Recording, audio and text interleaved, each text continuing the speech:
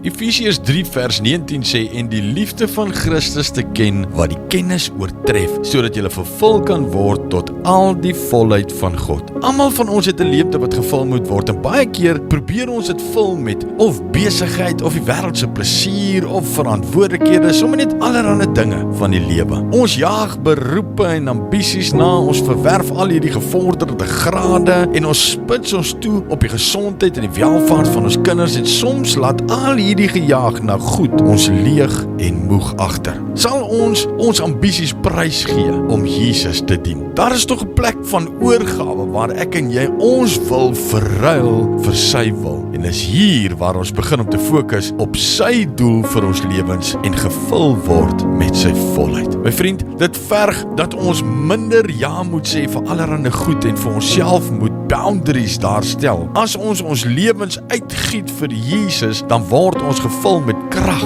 van Heilige Gees. As ons saam met Christus werk, dan begin ons vrugte pluk, en langs die journey vind ons vreugde, liefde, vrede en goedheid. Laat jou vul met sy volheid. Aba Vader, baie dankie Here vir hierdie skrif in Efesiërs 3. Here, kom vul ons vanmôre met u volheid. Here, dankie dat ons op 'n plek kan kom waar ons wil verruil vir u wil. Dankie dat u eerste is in ons lewens. Ons loof u, ons prys u en ons eer u in Jesus se naam. Amen.